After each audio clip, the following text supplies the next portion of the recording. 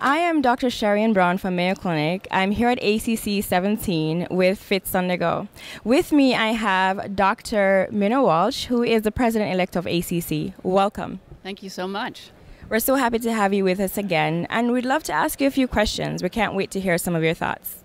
One of them is, what are you looking forward to as president-elect?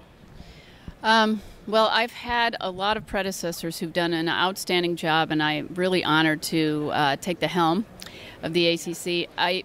One of the probably the thing I'm looking the most forward to is we are in such a changing time in healthcare with regard to things like the change in the Affordable Care Act, and then issues like MACRA coming, where our whole system of being paid for how we care for patients is changing.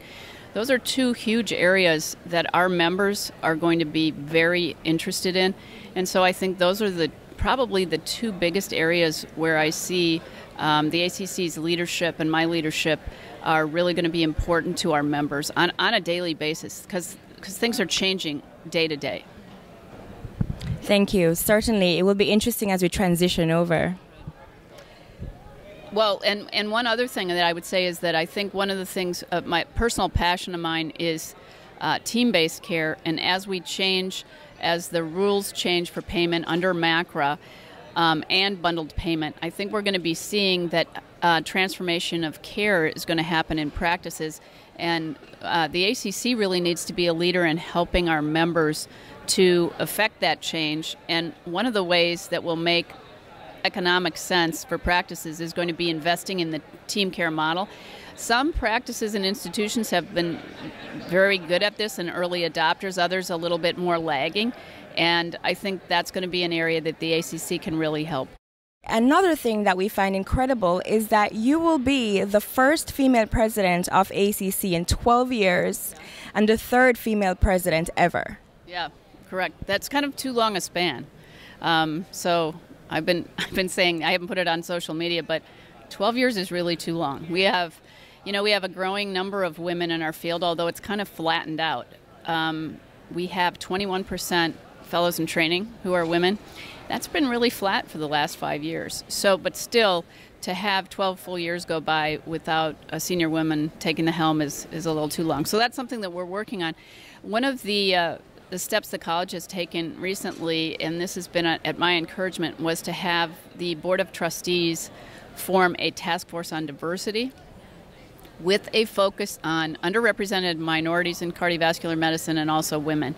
And we had the first in-person meeting of this task force. Dr. Pam Douglas is chair, Dr. Kim Williams vice chair.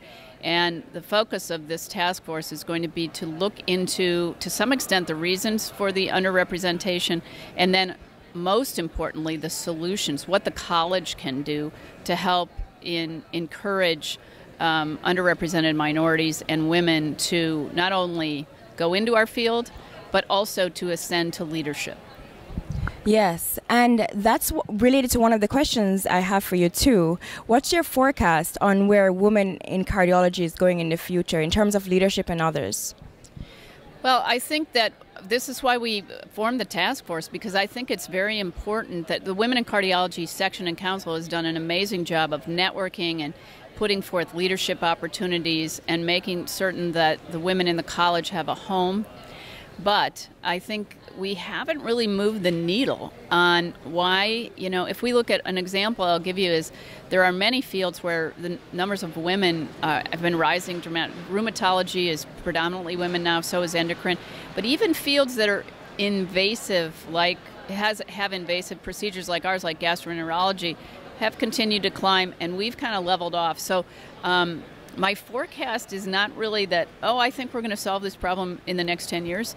I think there's a misperception on the part of internal medicine residents about what cardiology is like. And we might not have, to our medicine residents, shown the full picture of cardiology. If they feel that the only thing they're seeing is people running around in scrubs doing interventions in the middle of the night, maybe they don't want to go into a field like that. So adult congenital, imaging, some other, I think we need to do a better job of making sure internal medicine residents have the view of the broad view of cardiology, and also some mentoring.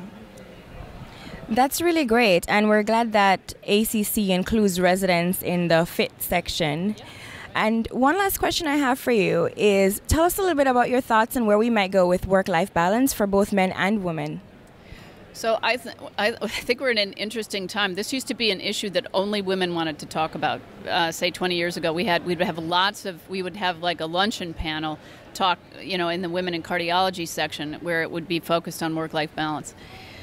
People of your generation are all interested in work-life balance in a way that's very different than when I went through training.